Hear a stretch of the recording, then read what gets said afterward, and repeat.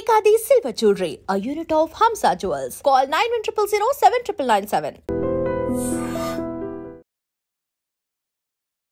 నమస్కారం, welcome to I dream. ధర్మ మార్గం విత్ విజిత కార్యక్రమానికి స్వాగతం.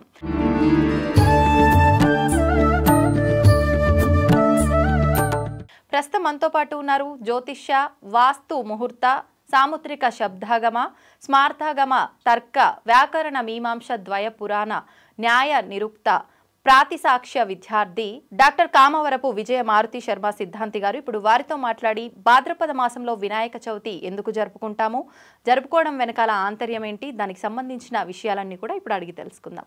నమస్కారం గురువుగారు. దీర్ఘాయుష్మతి భవ తల్లి, జయోస్తు విజయోస్తు. ముందుగా మీ ఐ డ్రీమ్కి దినదినాభివృద్ధిరస్తు అని ఆశీర్వచనం చేస్తున్నాను. ధన్యవాదాలండి. చెప్పండి. మనకి కొన్ని అంటే 12 మాసాలు ఉన్నప్పటికీ కొన్ని మాత్రం ప్రత్యేకమైన మాసాలు. ఖచ్చితంగా ఈ మాసాలు దేవతారాధనకే పరిమితం అని చెప్పి ప్రత్యేకించి ఆరాధిస్తూ ఉంటాం. అందులో విశేషంగా తీసుకుంటే భాద్రపద మాసం. అసలు ఏంటి భాద్రపద మాసంకి అంత విశిష్టత ఎందుకు వచ్చింది, ఆ విశిష్టత గురించి వివరించండి.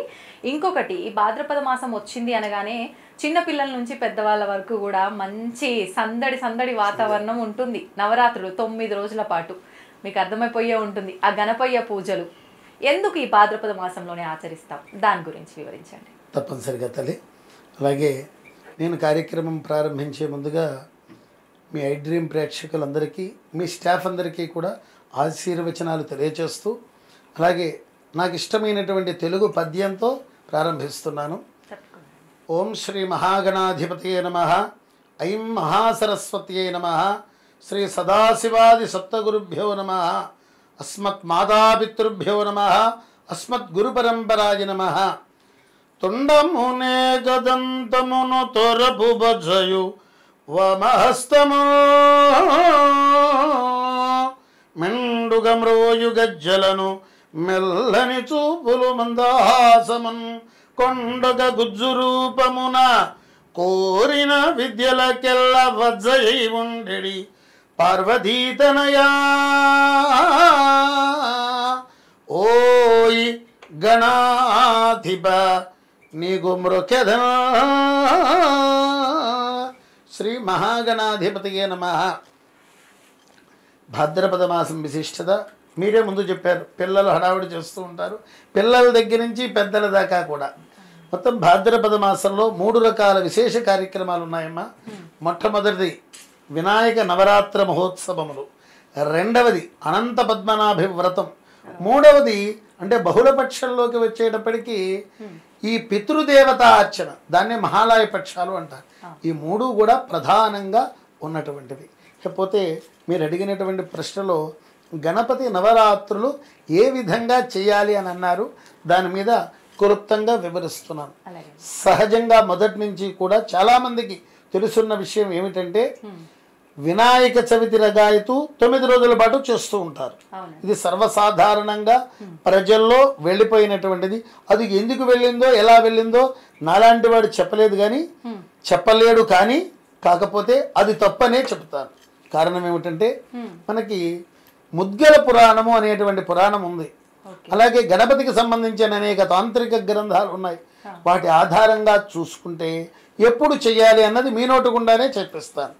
ఇప్పుడు వసంత ఋతువులో వసంత నవరాత్రులు మనం ప్రారంభిస్తాం. ఎప్పటి నుంచి ప్రారంభిస్తామండి?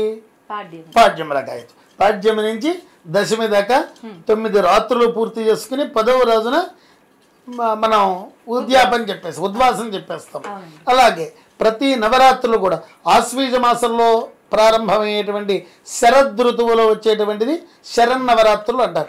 అవి కూడా పాడ్యమి దగ్గర నుంచే ప్రారంభమవుతాయి, దశమితో పూర్తవుతాయి. అలాగే గుప్త నవరాత్రులను చేస్తుంటాం. అవి కూడా పాడ్యమితోనే ప్రారంభమవుతాయి, దశమితో పూర్తవుతాయి. మరి వినాయక చవితి వచ్చేటప్పటికి చవితి రోజున చేయటం ఏమిటి అంటే ఇలా అనుకోవచ్చేమో కదా, అవన్నీ అమ్మవారికి సంబంధించిన విశేషాలు, ఇది స్వామివారికి సంబంధించింది, ఇలా జరగాలేమో. చక్కటి ప్రశ్న వేశారు. అమ్మవారికే కాదండి, అయ్యవారికి కూడా ఉన్నాయి. ఇప్పుడు భద్రాచలంలో వసంత నవరాత్రులు వాళ్ళు చేస్తారు. ఒక్కొక్క రోజున ఒక్కొక్క అవతారంగా వాళ్ళు చేసిన పాడ్యమి నుంచే చేస్తారు. ఫలానా దేవతకి ఈ రోజున ప్రారంభించాలి, ఫలానా రోజున నవరాత్రులు ప్రారంభమని ఎక్కడా లేదు. దేనికైనా అమావాస్య వెళ్ళిన తర్వాత పాడ్యమెలగాయతో దశమి దాకా చేయాలి.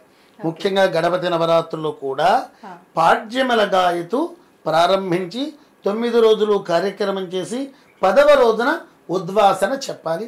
ఇది గ్రంథాల్లో ఉన్న విషయం, నా సొంత పైత్యం ఏమాత్రం కాదు. దానికి సంబంధించిన అథారిటీస్ మీకు చెప్తాను. దీనికి సంబంధించింది ముద్గల పురాణం ప్రధానమైనటువంటిది. ఆ ముద్గల పురాణంలోనే అలాగే సారతాళ సంగ్రహణం అనేటువంటి ఈ యొక్క గ్రంథంలో కూడా గణపతి నవరాత్రులు ఎప్పటి నుంచి చేయాలి, ఏ విధంగా చేయాలి అని దానిలో చాలా సుస్పష్టంగా చెప్పబడింది. పాడ్యమిలగా అయితే చేయాలి, నవమి దాకా చేయాలి, దశమి రోజున నిమజ్జన మహోత్సవం చేయాలి. అయితే వినాయక చవితి రోజున ఏం చేయాలి అంటే దానిలోనే చెప్పారు, స్వామివారి కళ్యాణం చేయించమని చెప్పారు. అంటే స్వామివారికి కళ్యాణ మహోత్సవం అన్నది వినాయక చతుర్థి రోజున చెయ్యమని శాస్త్ర వాక్యం. అంటే ఏదైనా మనం ఆచరిస్తున్నాము అంటే అది మన పెద్దవాళ్ళు ఆచరిస్తారు, దాన్ని మనం ఆచరిస్తూ వస్తూ ఉంటాం. వాళ్ళు దేన్ని ఉద్దేశించి ఆచరిస్తారు అంటే ఇప్పుడు ఈ పురాణాలు శాస్త్రాల నుంచి వాళ్ళ ముందర వారు తీసుకొచ్చి చెప్పింది ఆచరిస్తారు. మీరన్నట్టుగా చవితి రోజు కళ్యాణము, పాడ్యమి నుంచి నవరాత్రులు అన్న విధానము అనేది ఎందుకు మారిపోయి ఇప్పుడు ఈ పోకడ ఈ ధోరణిలోకి వచ్చేసామంటారు? దానికి ఏదైనా చెప్పగలరు? తప్పనిసరిగా తల్లి, చక్కటి ప్రశ్న వేశారు. ఇప్పుడు ఎవరో ఏదో చేశారు, పూర్వకాలంలో చేయలేదు అంటానికి వీల్లేదని. కొంతమందికి ఆ శాస్త్ర పరిచయం ఉండవచ్చు, ఉండకపోవచ్చు. శాస్త్రం తెలుసున్నటువంటి వారు తప్పనిసరిగా అదే విధంగా ఆచరిస్తారు. ఇప్పుడు ఉదాహరణకి చెప్పాలి అంటే, ఇగో ఐ డ్రీమ్ ఆఫీస్కి ఈరోజు నేను వెహికల్లో వచ్చాను, పలానా కారులో వచ్చాను, మీరు పలానా టైంకి మాకు ముందుగానే మీరు మా కోసం వెయిట్ చేస్తూ ఉన్నారు. మరి పూర్వకాలం ఈ ఉండేదా, ఈ టెక్నాలజీ ఉండేదా అంటే లేదు.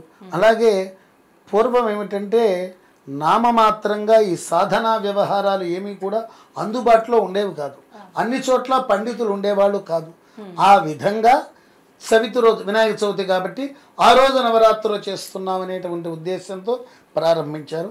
అయితే చాలామంది ఏమిటంటే అనుకునేది ఇది భారత సంగ్రామ సమయంలో, అంటే మన భారతదేశం విముక్తి కావాలి, బ్రిటిష్ వాళ్ళు వెళ్ళిపోవాలి అనే ఉద్దేశంతో బాలగంగాధర తిలక్ గారు ప్రారంభించారు అని పెద్దలు చెబుతూ ఉంటారు. అది వాస్తవం కాదండి. వారు దాన్ని ఆధారంగా చేసుకుని ఆ నవరాత్రుల సమయంలో దేశభక్తికి సంబంధించిన అనేక కార్యకలాపాలు చేసిన మహానుభావుడికి నమస్కారం చేస్తూ ఉంటాను నేను. కాకపోతే ఈ వినాయక చవితి, వినాయక చతుర్థి వ్రతం, ఆ వ్రతం ఆ రోజునే చేయాలి. ఆ కథాక్షతలు కూడా, అది కథ చదువుకునే అక్షతలు వేసుకునేది కూడా ఆ రోజున వినాయక చవితి. అయితే ప్రారంభం నవరాత్ర మహోత్సవం, నవరాత్రి కాదు, నవరాత్ర మహోత్సవం. అంటే అది బహువచనంగా రావాలంటే నవరాత్ర. నవరాత్రి అంటే రాత్రి అంటే ఏమవుతుంది, ఏకవచనం వచ్చేస్తుంది. దాన్ని 9 రోజుల పాటు చేసే కార్యక్రమాన్ని నవరాత్ర అంటే తాకు రాకారం ఇవ్వాలి. నవరాత్ర మహోత్సవములు అని పలకాలి. వ్రాయటం కూడా అలాగే పలకాలి. అది వాళ్ళకి జ్ఞానం సరిగ్గా లేకపోవటం వల్ల ఇంతమంది పండితులు ఉండేవాళ్ళు కాదు. పల్లెటూరులో ఎక్కువగా ఇవి జరిగేది, పట్టణాల్లో కూడా జరిగేది అనుకోండి. వాళ్ళకు అందినటువంటి మార్గంలో వాళ్ళు అవలంబించారు. వాళ్ళని తప్పు పట్టక్కర్లా.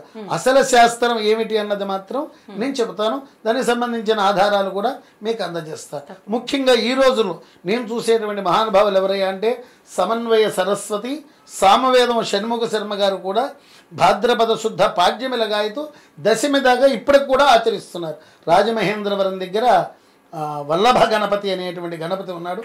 ఆ గణపతి దగ్గర వారే స్వయంగా ఆ 9 రాత్రులు కూడా చాలా అంగరంగ వైభవంగా, అసలు మంత్రశాస్త్ర విధానంగా, వేదోక్త పద్ధతిలో వాళ్ళు ఆచరిస్తారు.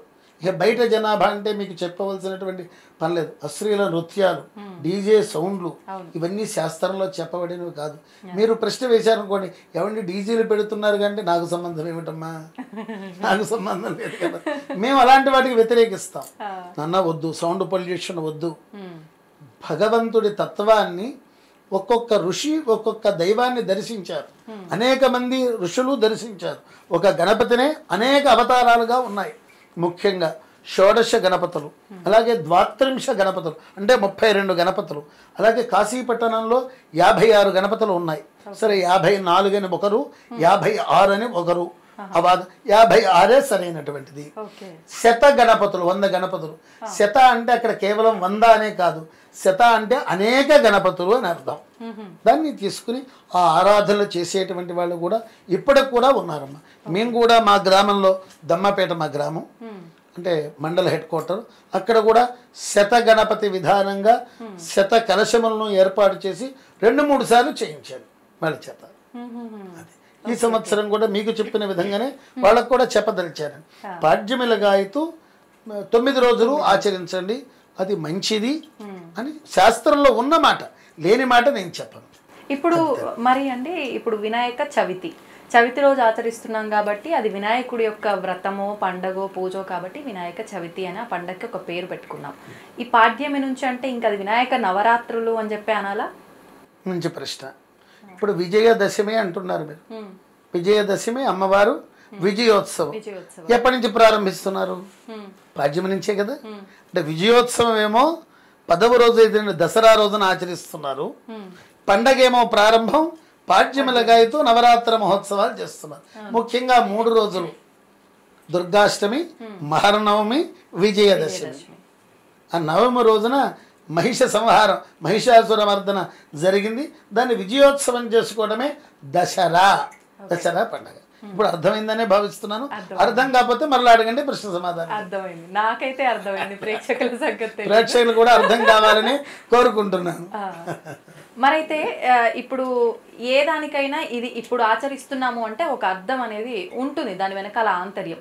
ఇప్పుడు ఈ భాద్రపద మాసంలో పాడ్యమి రోజు నుంచి ఆచరించిన మనం ఫైనల్గా చేసుకునేది వినాయక చవితి చేసుకుంటున్నాం. ఆ రోజు కళ్యాణం చేసినా ఏం ఆచరించినా ఎందుకు, అసలు ఉద్దేశం ఏంటి? ఒక ఉదాహరణ ఏదైనా. గణపతి జన్మించినటువంటి తేదీ చతుర్థి, అంటే చవితి రోజున ఆయన జన్మించాడు.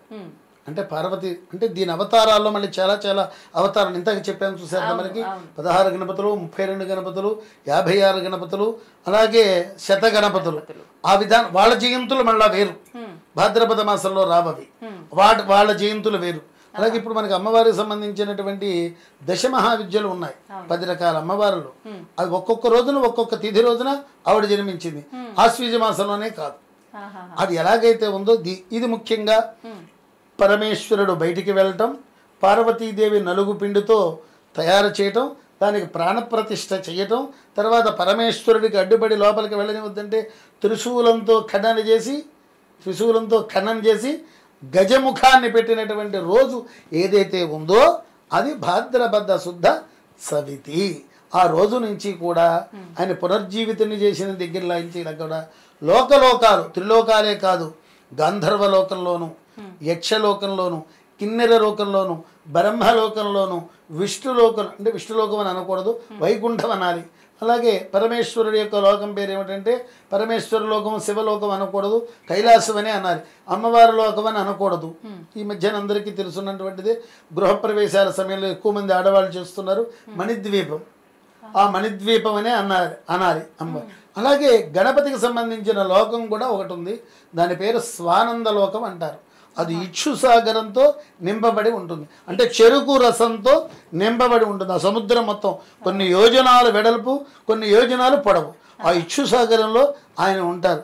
ఆ రోజున పార్వతీ పరమేశ్వరు అంటే భాద్రపద శుద్ధ చవితి రోజున ఆయన దగ్గరికి వెళ్ళి మరలా తిరిగి చక్కగా తల్లి కలుపు చల్లగా అంటూ ఆమె నూనె రాస్తుంది.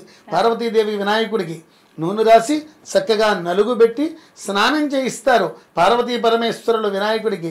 ఆయన సంబరపడి ఇద్దరికీ కూడా ప్రదక్షిణ నమస్కారం చేసి, కాళ్ళకి నమస్కారం చేసి వాళ్ళ కోరిక మేరకు కైలాసం వస్తాట. కైలాసంలో మహాట్టహాసంగా ఆయన జయంతి. ఇక్కడ మనం బర్త్డే అంటాం చూశారు, బర్త్డే ఆంగ్ల పదం, ఇదేమో తెలుగు పదం. వాస్తవంగా తెలుగు పదం అంటే వర్ధంతనే అనాలి, జయంతి అనకూడదు. నేను ఈ మధ్యలోనే విన్నాను చక్కగా వర్ధిల్లు అనేటువంటి అర్థంలో వచ్చేదే వర్ధంతి. దీనికి కావాల్సిన ప్రమాణం శృంగేరి జగద్గురువులు యొక్క పుట్టినరోజు కూడా వర్ధంతి అనే పెడతారు. వర్ధయే నమేనం వర్ధయ అంటే ఏమిటి? వర్ధిల్లు వర్ధిల్లు వర్ధిల్లు అని చెప్పడమే వర్ధంతి. అయితే దీన్ని అశ్లీల పదంగా మార్చేశారు కొంతమంది. ఎప్పుడు మార్పు చెందిందో తెలియదు కానీ ఒక భాషాభిమానిగా నేను బాధపడుతూ ఉంటాను. వర్ధాపన క్రియ అని ప్రత్యేకంగా వేదంలో ప్రతిపాదించబడిందండి. అంటే ఆయుష్ హోమాలతో పాటు ఈ క్రమం అంటే పుట్టినరోజు చేసుకోవలసిన విధానం ఉంది. ఆ ప్రకారంగా ఆచరిస్తే ఆయుక్షీణం అయినటువంటి వాళ్ళకు కూడా కొద్ది కాలం ఆయుర్దాయం పెరిగేటువంటి అవకాశం వస్తుంది. అది తల్లి. గురుగారు, ఒక చిన్న సందేహం అండి. ఇప్పుడు మీరు చెప్పిన ఈ శివుడు పరమేశ్వరుడి కథ ఏదైతే ఉందో, అంటే మనం ఉన్న ఇన్ని రూపాలలో గణేశుడిది ఈ రోజు ఎందుకు ఆచరిస్తున్నాం అనే దానికి మీరు ఒక ఉదాహరణ చెప్పారు. ఇది సాధారణంగా మనం వింటూ ఉంటాం. అంటే అమ్మవారు అలా తయారు చేసి పెట్టడము, ఈయన అడ్డుకోవటము, ఆయన స్వామివారు ఈయన ఎవరు అనేది తెలియకుండా ఆయన శిరస్సుని ఛేదించటము, ఇదంతా అంటే శివుడాజ్ఞ లేనిదే చీమైనా కుట్టదు అంటారు. మరి ఆయనకి ఇక్కడ ఉన్నది ఎవరు, ఏ పర్పస్తో ఉన్నాడనేది తెలియదు అంటారా? మంచి ప్రశ్న తల్లి. సర్వాంతర్యామైనటువంటి శివుడికి తెలియనటువంటి విషయం మీరే అన్నారు. శివుడాజ్ఞ లేనిదే చీమైనా కుట్టదని. పాము కుట్టినా సరే ఆ విషయం కూడా ఎక్కదు. శివాజ్ఞ లాంటిది. యమధర్మరాజునే పక్కన పంపించేశారు ఇచ్చిన మాట కోసం. మార్కండేయుడి గురించి పూర్ణాయుర్దాయులు చేశాడు. కల్పకల్పాలు బ్రతికి చిరంజీవుల్లో ఆయన ఒకడయ్యాడు. అలాగే ఆయన తెలియక కాదమ్మా. కొంత దుష్ట శిక్షణ జరగాలి అంటే కొన్ని జరగాలి. కొన్ని జరగాలి. ఈరోజు మీరు నాకు ఇంటర్వ్యూ చేస్తున్నారు. ఈ కెమెరాసు ఇంతమంది వీళ్ళు సహా వీళ్ళ యొక్క విధానంలో ఉండబట్టే మీరు నడపగలుగుతున్నారు. మీరు ఒక్కడో నడపలేరు. అలాగే మీరు ఇప్పుడు నన్ను చేసేది ఇంటర్వ్యూ కావచ్చు. నాకన్నా మహానుభావులతో మీరు ఎన్నోసార్లు ఇంటర్వ్యూ చేశారు. వాళ్ళ కూడా లక్ష్యం ఏమిటి? ప్రధాన లక్ష్యం మేము ఎవరు వచ్చినా, పండితులు అన్న వాళ్ళు ఎవరు వచ్చినా లోక శ్రేయస్కరమైనటువంటి విషయం చెప్పటం కోసమే వస్తాం, కానీ లోక నాశనం కోసమైతే రావు. అలాగే తత్వాన్ని గ్రహించాలి. అక్కడ పరమేశ్వరుడు తెలియక తన పుత్రుడని తెలియక ఖండించలేదు. కథలో అలా పైపైన వ్రాయటం సులభతనం కోసం ఈ మధ్యన కొత్త గ్రంథాలు అలా రాసి వదిలేస్తున్నారు. జనాలు తెలియక ఆ తత్వాన్ని గ్రహించక ఇలాంటివి వస్తున్నాయి. ఇంతాక నేను అన్నాను ఇక్షుసాగరంలో ఉంటాయి కదా. కొంతమంది నా దగ్గర వెటకారంగా అంటూ ఉంటారు, ఏమంటే విష్ణుమూర్తి పాలకడలిలో ఉంటారు కదా, పాల సముద్రంలో కదా, ఆయన ఏమంటే తెల్లారేసరికి పాలు పాడైపోతాయి కదండి, మళ్ళీ పాలు పోస్తూ ఉంటారా అని అడిగారు. చెప్తున్నాను వెటకారంగానే అడిగారమ్మా. నేను వాళ్ళకు కూడా తగిన సమాధానం చెప్పా. ఆ పాలు కాదు నాన్న, ఈ పాలు కాదది, ఆ పాలు వేరు, ఆ పాలా వేరు, ఆ తత్వం వేరు, నీ పాలా వేరు, నీ తత్వం వేరు. ఎంతగా నువ్వు ఇక్కడే పరిమితం అయిపోయావు. నువ్వు తాగేదేమో దాని ప్రభావం కూడా చెప్పుకొచ్చా. నువ్వు రోజు తాగేవి డూప్లికేట్ పాలతో తాగుతున్నావు. ఇప్పుడు పాలు మొత్తం కల్తీమయమైంది. ఆ పాలతో తాగుతున్నావు. నీ బుద్ధి ఎలా? ఆ ప్రశ్న వేసాను. నేను కూడా చెప్పడం జరిగింది. ఈ పాలు కాదమ్మా, వాటికట డ్యామేజ్ అన్నది లేదు అసలు. అలాగే వినాయక లోకంలో, ఇక్షుసాగరంలో ఉన్న ఆయన, దధి లోకంలో ఉన్న, దధి అంటే పెరుగు, లవణ సముద్రంలో అవన్నీ పాడవు. ప్రత్యేకంగా రోజు స్విమ్మింగ్ పూల్లో వాటర్ లాగా మార్చాల్సినటువంటి అవసరం ఏమాత్రం లేదు. అదే ఆయన కళ్ళు మూసుకుంటే దాన్ని ఎప్పుడూ ఫ్రెషే కదా అవి. ఆయన దగ్గర నుంచే ఆ పాల ద్వారానే మొత్తం లోకం అంతా క్షేమంగా ఉంటుంది. ఆయన పాలకడల్లో ఉంటూ గోవులు పట్ట నింపుతూ, గోక్షీరం కూడా అందుకనే అనమాట, గోక్షీరం పవిత్రం అని చెప్తుంటాం. అది విష్ణులోకాన్ని నుంచి వచ్చినటువంటిది. సర్వదేవతలు కూడా ఆ గోవులో ఉన్నారు. తద్వారా వచ్చినటువంటిది. ముఖ్యంగా విష్ణుమూర్తి ఆ పాల పొదుగులో ఉండి ఆ వైకుంఠంలో ఉన్న పాలే గోమాతకి ఇస్తాడు. ఆ గోమాత పాలు మనం తాగినట్లయితే చాలా ఆరోగ్యవంతులు అవుతారు. ఇంత తత్వం ఉంటుంది. అంటే పరమేశ్వరుడు తెలియకుండా సంహరించాల. రాక్షస సంహారం కోసం గజాసురుడు అనేటువంటి రాక్షసుడు వినే ఉంటారు మీరు. ఆయన శివభక్తుడు, తనలో ఐక్యం అందాలని కోరిక. అందుకనే వినాయకుడు కొడుకు తల తీసేశాడు. తీసుకొచ్చి గజాసురుడి యొక్క ముఖాన్ని ఆయనకి అతికించి ప్రాణప్రతిష్ఠ చేశాడు. ఆ తోలు తీసి కట్టుకున్నాడు. ఆయన గుడ్డల కరువు కాదమ్మా. ఇది పార్వతీ కళ్యాణ ఘట్టంలో వస్తుంది. చక్కగా మేనాదేవి చక్కగా పైనుంచి చూస్తూ ఉంటుంది. నాలుడేనా అని ప్రశ్నల మీద ప్రశ్నలు వేస్తుంది నారద మహర్షిది. ఫస్ట్ బ్రహ్మగారు వస్తున్నారు. ఆహా ఏమి తేజస్సు, నాలుడే కదా నారదా అంటుంది. కాదమ్మా ఇందే ఉంది, మీ అల్లుడు ఇంకా గొప్పవాడు అంటది. తర్వాత విష్ణు వస్తాడు, ఆహా ఏమి నీలమేఘశ్యాముడు చక్కటి సౌందర్యవంతుడు, ఈయనేనా మా అల్లుడు అంటుంది. కాదమ్మా, ఇలా ఎవరు వచ్చారు, ఇంద్రాది దేవతలందరూ వస్తారు, వాళ్ళందరికీ కూడా ఈయన కాదమ్మా, ఈయన కాదమ్మా, అసలు ఈయన అందం, వీళ్ళ అందం ఏంటి, ఆయన అందం ఏంటి అంటారు. చివరిలో ఓ మొలతాడు మాత్రమే ధరించి చుట్టూ కూడా భూత ప్రేత పిశాచ గణాలు ఉంటూ తైతక్కలాడుతూ తై తై తై తా బసేరబా అంటూ విచిత్ర నాట్యాలు చేస్తూ బట్టలు లేకుండా ఉన్న వ్యక్తి వస్తుంటాడు. చిచ్చి వీడెవడు అని పక్కకు తప్పుకుంటే ఆయనే నీ అల్లుడమ్మా అంటుంది. లోపలికి వెళ్ళి వెంటనే మీనాదేవి పార్వతీదేవిని, నేను చంపి నేను చస్తాను, వాడా నీకు దొరికింది, ఇప్పటిదాకా నువ్వు తపస్సు చేసింది వాడి కోసమా అని అంటుంది. సరే లోపలికి వెళ్ళిపోతుంది. సరే తత్వం తెలుసున్నటువంటి ఎవరు మాట్లాడరు. ఈ లోపల నారదుడు కూడా కోపగించుకుంటుంది, అమ్మ నీకు తత్వం అర్థం కావట్లా, నీ అల్లుడు చాలా సౌందర్యవంతుడు, ఆయన తత్వం వేరుగా ఉంటుంది అమ్మ. ఎదురు సన్నాహాలు, సరే మనం పానకం ఇస్తాం కదా ఎదురు సన్నాహాల్లో, అలాగే అక్కడ కూడా మధుపర్కం ఇవ్వాలి, పానకం ఇవ్వాలి. శివ కళ్యాణ పార్వతీ కళ్యాణంలో రామ్మ ఇద్దుగానంటే చిచియే ఆ మొహన్ నేను చూడలేనంటే, ఒక్కసారి వచ్చి చూడమ్మా నీకే అర్థమవుతుందంటే, అప్పుడు ఎలాగైతే కనిపించాడో అలాగే అనకుండా పట్టు పీతాంబరాలు దేదీప్యమానమైనటువంటి వర్చస్సుతో ఆయన మించిన అందగాడు లేడు, పరమేశ్వరుడు మించిన అందగాడు లేదు. అప్పుడు అర్థమవుతుంది మేనాదేవి తప్పైందని మనస్సులో క్షమించమని కోరుకు. అప్పుడు దానికి గల కారణం కూడా చెప్తాడు. అమ్మ దక్ష ప్రజాపతి ఒకానొక సందర్భంలో చేస్తే ఆయనకి మద్దతుగా నువ్వు కూడా ఉండి ఈ మేనాదేవి కూడా మద్దతుగా ఉంచింది ఆ జన్మలో. అందుకని ఆ ప్రభావం నీ మీద ఉంది, ఆ దోషం హరింపజేయడానికి నీకోసం ఆవేశం కట్టాను అని చెప్తాడు పరమేశ్వరుడు. ఇది యథార్థం. ఇప్పుడు అంటే ఎలాగో వివాహం టాపిక్ వచ్చింది, మనం పోతున్నది కూడా గణపయ్య గురించే కాబట్టి, అంటే ఇది నేను విన్నాను గురుగారు, వాస్తవమో కాదో నాకైతే తెలియదు, మీరే దానికి వివరణ ఇవ్వాలి. చెప్పండి. ఏ పూజ చేసినా తొలి పూజ అనేది ఖచ్చితంగా వినాయకుడికి అంటారు. అందులో భాగంగానే పార్వతీ పరమేశ్వర కళ్యాణం సమయంలో కానివ్వండి వినాయకుడి పూజ చేసినాకే ఇది జరిగింది అని చెప్పి నేను ఎక్కడో విన్నాను. ఇది వాస్తవమా? మరి వాస్తవం అయితే వాళ్ళ పుత్రుడే ఇతనైనప్పుడు వివాహానికి ఆయన ఎలా ఉన్నారు, దాని గురించి. చక్కటి ప్రశ్న. ఇప్పుడు ఒక్క గణానికి ఒక్కొక్క ఆధిపత్యం ఉంటుంది. ఈయన ప్రమథ గణాల్లో విఘ్నాధిపతి, అంటే ఎటువంటి విఘ్నాలు సంభవించకుండా ఆయన ప్రార్థిస్తే విఘ్న నివృత్తి అవుతుంది. విఘ్నాలు రావాలన్నా కూడా వినాయకుడి వల్లే వినాయకుడు వస్తాయి. అంటే వచ్చేది ఆయన వల్లే, తొలగించేది కూడా ఆయన వల్లే. ఆయన అనుచరులేగా వచ్చేది, విఘ్నాన్ని కలిగించేది ఆయన అనుచరులే వస్తారు, విఘ్నాన్ని కలిగిస్తారు. ఈయన ప్రార్థన చేస్తే విఘ్న నివృత్తి జరుగుతుంది, వాళ్ళు వెళ్ళిపోతారు, అభయం ఇస్తాడు. అయితే మీరు అడిగినటువంటి ప్రశ్నలో మరి పార్వతీ పరమేశ్వర కళ్యాణంలో కూడా ముందుగా మనం ఆయన ఉన్నప్పుడే ఇది జరిగిందమ్మా.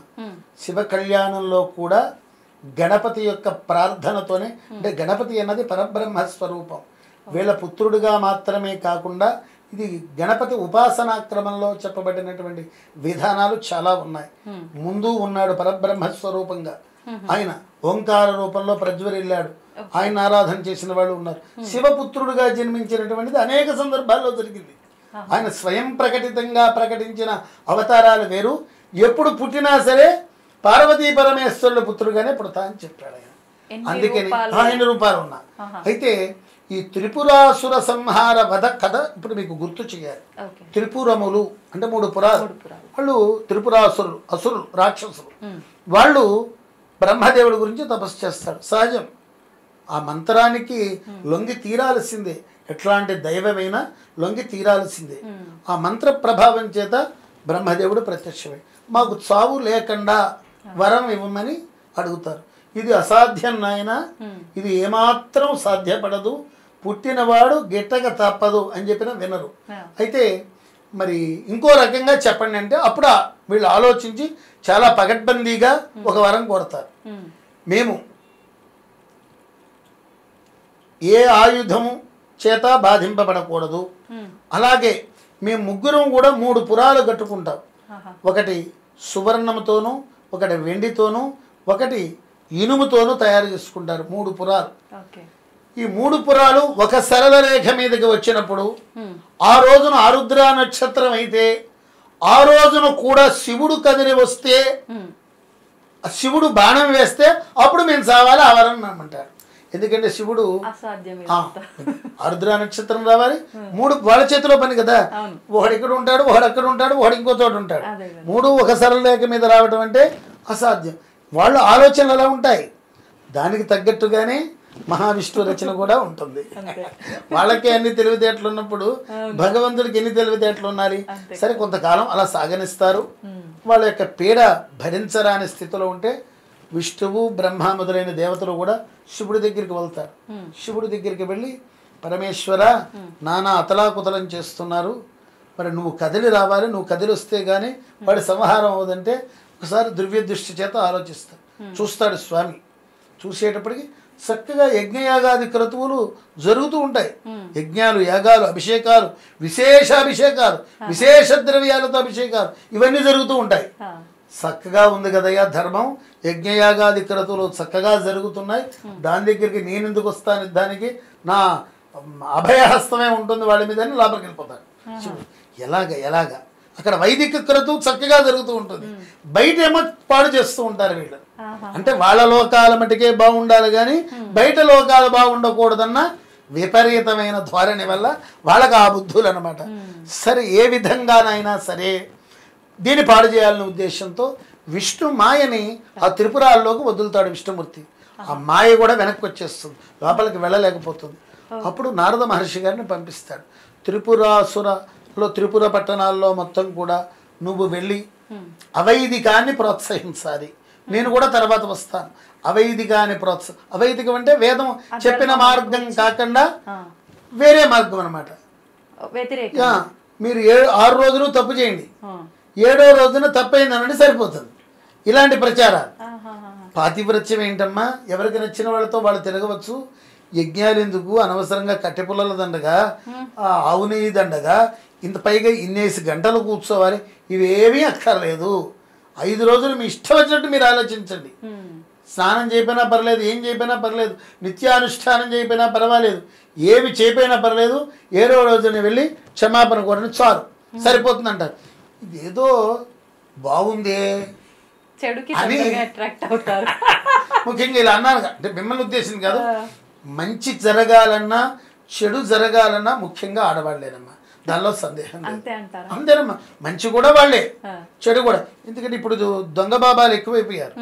దొంగ బాబాలు, అలాగే ముఖ్యంగా అరుణాచలంతో టోపీ అమ్మలు, వీళ్ళు విపరీత ధోరణి ఎక్కువైపోయింది. అసలు దైవాన్ని పక్కన పెట్టి అమ్మలు అక్కలు అని బయలుదేరుతున్నారు. అవి మేము ఖండిస్తాం. దాన్ని ప్రోత్సహించింది ఎవరు? మహిళలే. నలుగురు కలుస్తారు, ఇగో అమ్మలు ఏదో కలిసేసి వచ్చిందంటారు. అసలు అమ్మని పక్కన పెడుతున్నారు, ఆ లలితా త్రిపుర సుందరిని పక్కన పెడుతున్నారు, ఈ టోపీ అమ్మల పడి పెడుతున్నారు. వాళ్ళేమో మానసిక ఒత్తిడికి గురై పిచ్చి వాళ్ళగా వాళ్ళు తయారు చేస్తుంటే అవధూత తత్వం అని ఒకటి ఉంది దత్తాత్రేయ పరంపరలో. అంతపటికి ఓకే, వీళ్ళందరినీ అవధూతలు చేస్తున్నారు. మా బాధ అంతా అది.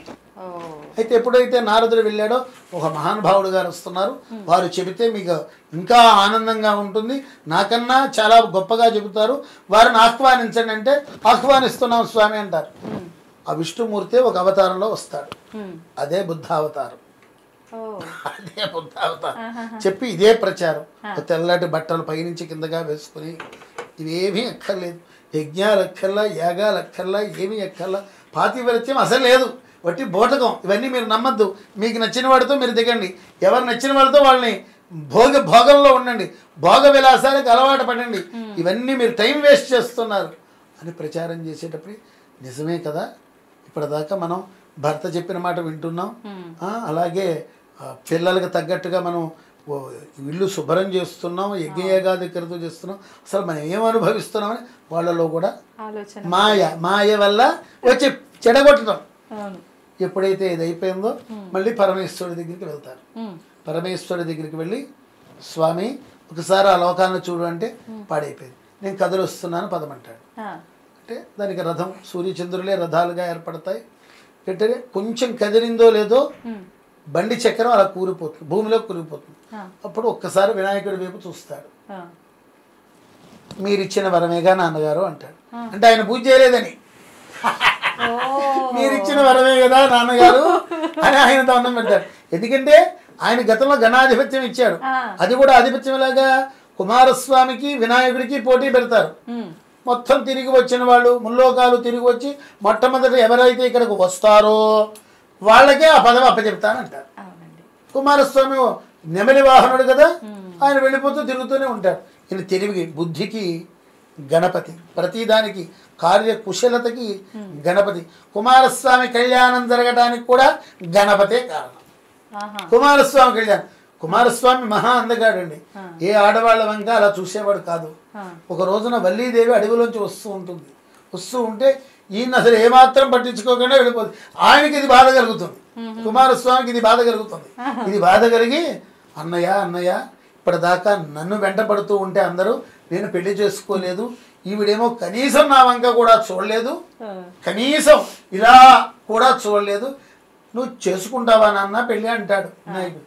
చేసుకుంటాను, ఇంకేముంది కలిపేస్తానంటాడు. నువ్వు అలా వెళ్ళి ఒకసారి అంటాడు. ఆవిడ వెళ్తున్న మార్గంలోనే వెళ్తాడు.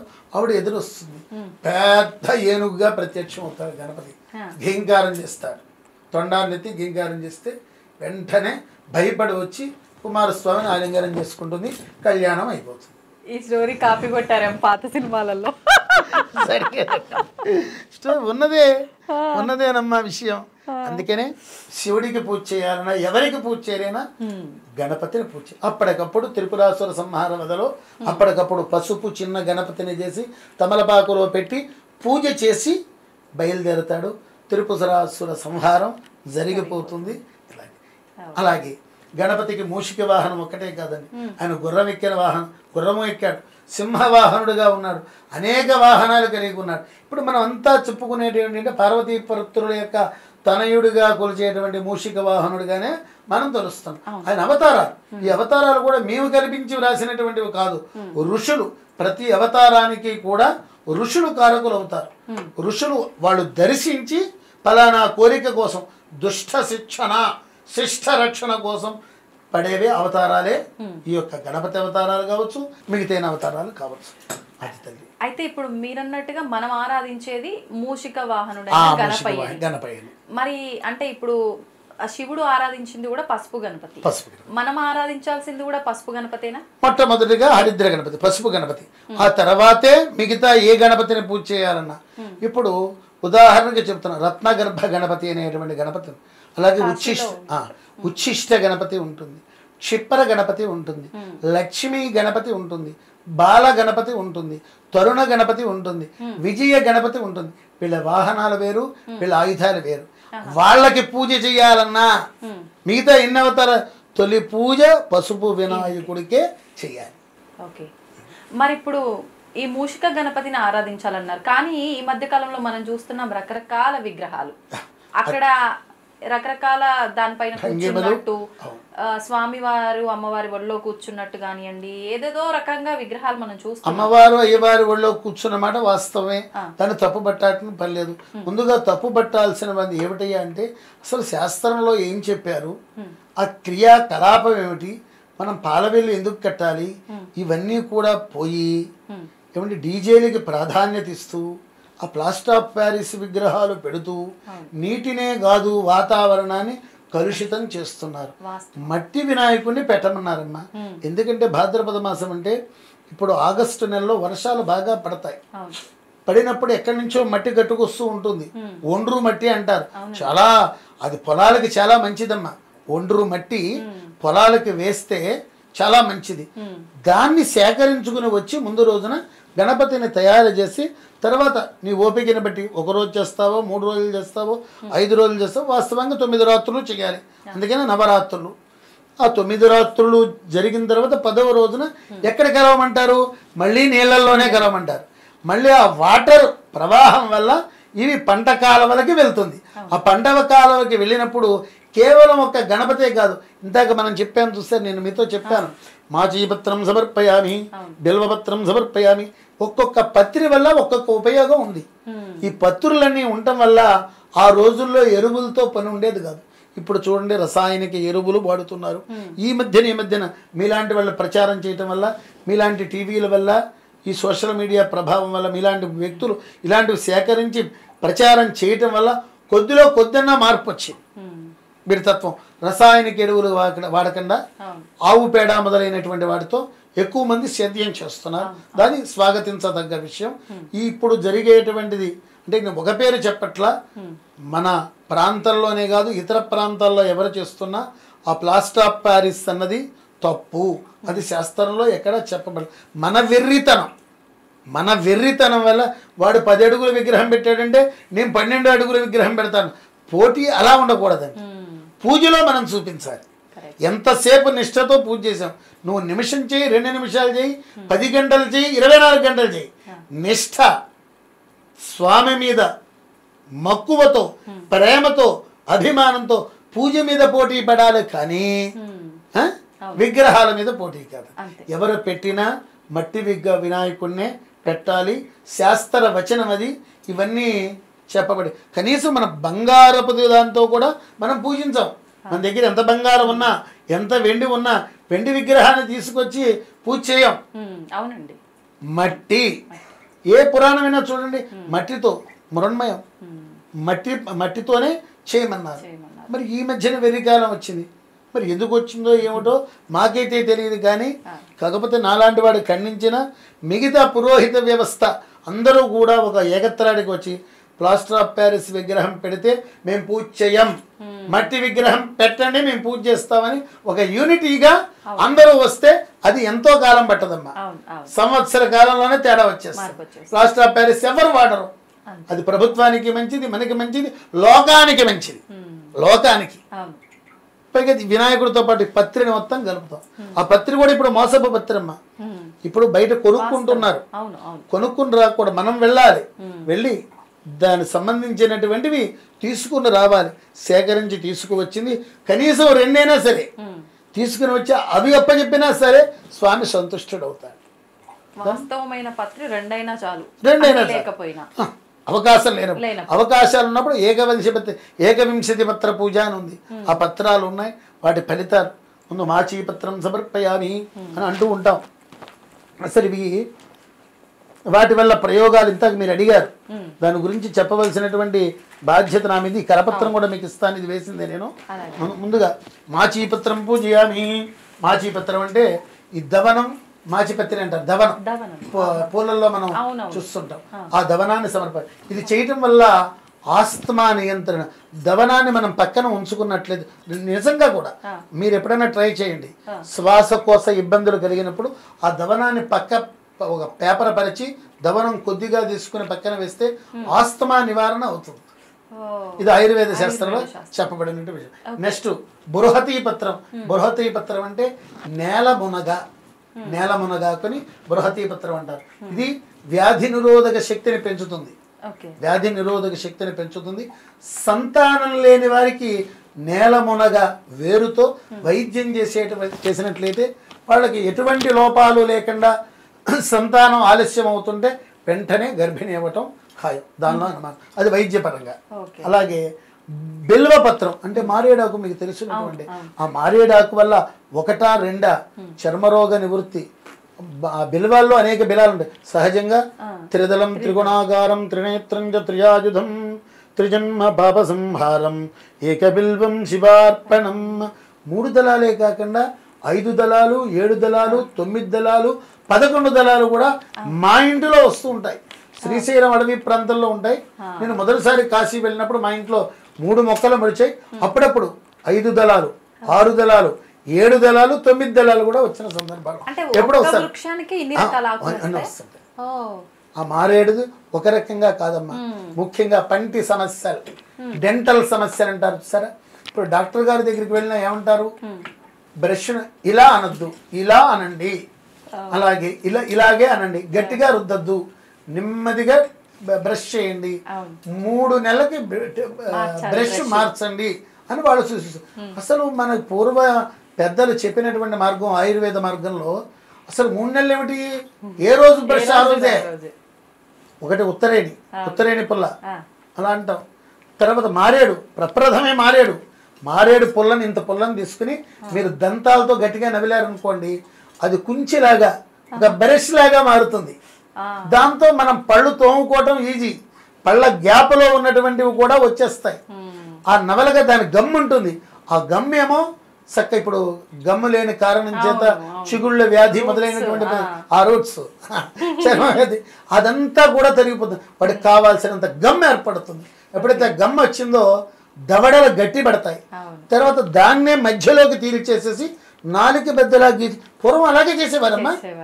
మీ తాతగారు కావచ్చు, సరే మీ నాన్నగారు అదే వేపుల్ల, అదే అసలు ప్రథమంగా చెప్పింది ఉత్తరేని ఈ బిల్వం మారేడుపై ఇది గమ్ ఎక్కువగా ఉంటుంది. ఆ తర్వాత మొహం పుల్ల, వేప తర్వాత మొహం పుల్ల అని ప్రత్యేకంగా ఉంటుంది. మొహం పుల్ల అంటే పల్లెటూరులో లభ్యమవుతుందమ్మా, దాన్ని మొహం పుల్ల అంటారు. దాన్ని కూడా అలాగే సేమ్ ఏ రోజు బ్రష్ ఆ రోజే, ఏ రోజు టన్ క్లీన్ ఆ రోజే, పైగా అది ప్రకృతి సంబంధమైంది. ఇలాగే ఎప్పుడైతే మీరు మారేడు కావచ్చు వేప కావచ్చు ఇలా దోవడం సాధ్యం కాదు, ఇలాగే అనాలి, ఇలాగే అనాలి.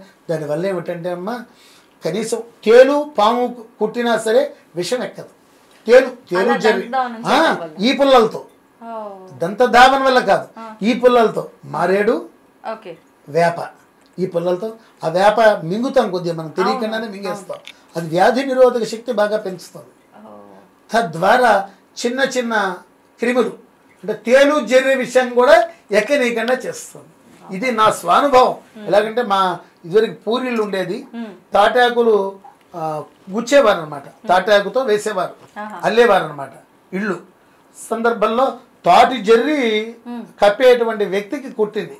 నేను చూస్తూ ఉన్నా, తాత జర్రి కుట్టింది పెద్ద జర్రి అని దాన్ని చంపేయకుండా చూస్తున్నా అంటే ఇదేం చేస్తుంది అబ్బాయి గారు నన్ను, నేను రోజు వేప పూలతో మొహం కడుగుతా, వేప రసం తాగుతా, నన్ను ఏం చేయదని. ఆశ్చర్యం వేసిందమ్మా, ఎంత ధీమాగా చెప్పారో చూడండి. ధీమాగా పగడ్బందీగా నన్ను ఏం చేయదండి అన్నది, అంతే ఏం కాలేదు. ఆ తర్వాత అది నేను నోట్ చేసుకున్నా, దాని మీద ఎంతో పరిశ్రమ చేశా, పరిశోధన చేశా. తద్వారా పాము విషయంలో కూడా ఎక్కకుండా విండే విధానాన్ని కూడా నేను అవలంబిస్తూ ఉన్నా.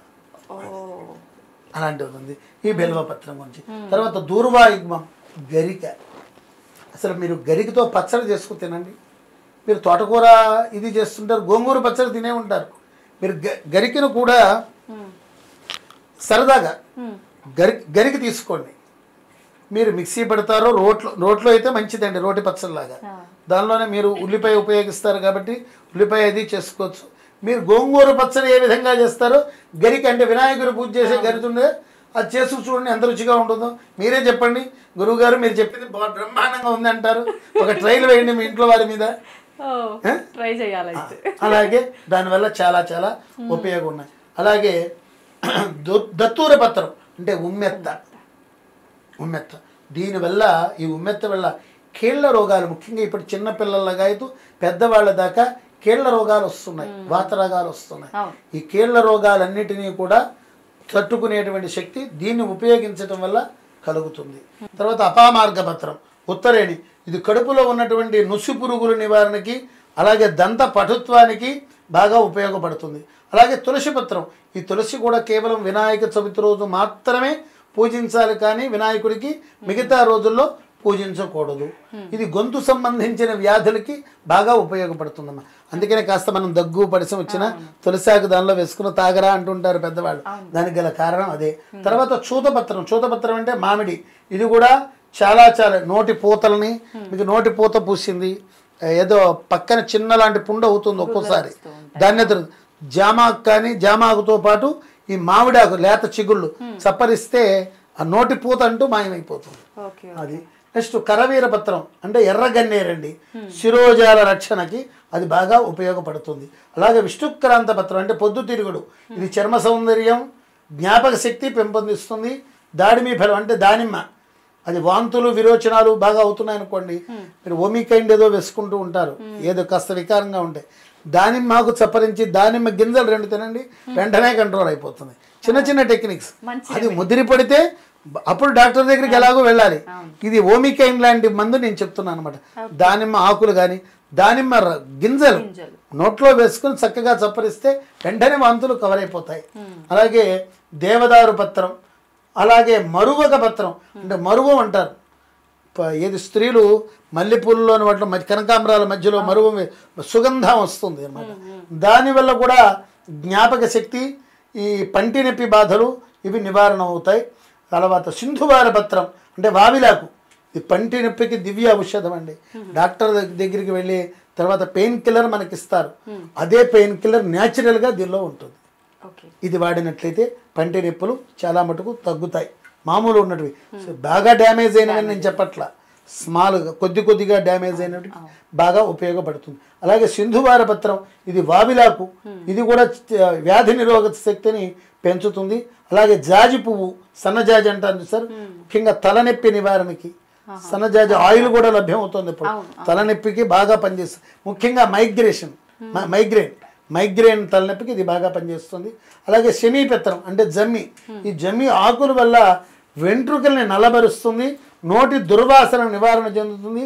దీని గింజల చూర్ణం పాలతో తాగితే సంతానలేమితో బాధపడుతున్నటువంటి వాళ్ళకి ఆ సంతానలేమి సమస్యలను పోగొట్టి వాళ్ళలో ఆ దోషాలని నివృత్తి చేస్తుంది. జమ్మి ఆకు, జమ్మి గింజలు. తర్వాత అశ్వత్థ పత్రం, దీన్నే రావి అంటారు. కంటి సంబంధించిన వ్యాధులన్నిటినీ కూడా కాకుండా 94 రకాల వ్యాధుల్ని నివారణ చేస్తుంది. అలాగే అర్జున పత్రం, తెల్ల మద్ది అంటారు. ఈ తెల్ల మద్ది గుండె ఈ మధ్యన పిల్లలకి బాగా వస్తుంది. 40-45 వాళ్ళకే, చిన్న పిల్లలకే హార్ట్ అటాక్లు ఎక్కువ వస్తున్నాయండి. మరి ఏ ప్రభావం ఏమిటో వాళ్ళు ముఖ్యంగా ఈ అర్జున పత్రం తెల్ల మద్దిని ఉపయోగించినట్లయితే గుండె చాలా దృఢంగా ఉంటుంది. కొంతమంది గుండె కొట్టుకుంటుంది, స్పీడ్గా కొట్టుకుంటుంది, వాళ్ళకి అవన్నీ కూడా నివారణ అవుతాయి. చివరిలో అర్కపత్రం అంటే జిల్లేడు, ఇది కూడా 64 వ్యాధులకి నివారణ కావిస్తుంది. ఈ పత్రాలు తప్ప మిగతా ఏ రొట్ట వేయకూడదు. ఇలా రొట్ట అంటున్నారని అన్నిదా భావించవద్దు, మిగతావన్నీ మా దృష్టిలో రొట్టే. ఈ 21 పత్రాలతో పూజ చేస్తే మీరు 3 రోజులు చేయండి, 5 రోజులు చేయండి, 9 రాత్రులు మాత్రం చెప్పబడింది. నవరాత్ర దీక్ష 9 రాత్రులు చేసి దాన్ని నీళ్ళల్లో కలపండి. మట్టి విగ్రహాన్నే పూజించండి. సర్వే జనాః సుఖినో భవంతు, లోకాః సమస్తాః సుఖినో భవంతు. కాలే వర్షతు పర్జన్యాః, పృథివీ సస్యశాలిని, దేశోऽयं క్షోభరహితో, బ్రాహ్మణాः సంతు నిర్భయాః, అపుత్రాः పుత్రిణः సంతు పౌత్రిణः, అధనాః సంతు జీవంతు శరదాం శతం. మంగళం కౌసలేంద్రాయ మహనీయ గుణాత్మనే, చక్రవర్తి తనూజాయ సార్వభౌమాయ మంగళం. వేదాంత వేద్యాయ మేఘశ్యామలమూర్తయే, పుంసాం మోహన రూపాయ పుణ్యశ్లోకాయ మంగళం. సర్వే జనాః సుఖినో భవంతు, లోకాః సమస్తాః సుఖినో భవంతు. శుభం భూయాత్.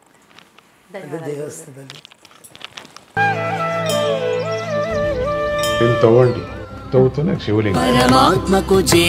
సరే దాన్ని అట్లా కప్పేసేయండి, చూపించదండి. కృష్ణ ఇస్ దేర్, మూర్తి పూజ కాదు, సాక్షాత్ బ్రజేంద్ర నందన భగవాన్ ఉన్నారు మూర్తిలో. ఏమీ ఆశించకుండా ఆరాధించే వాళ్ళు కూడా ఉన్నారా ప్రభుజీ? నిజమైన భక్తి అంటే మనకు తెలియదు కాబట్టి.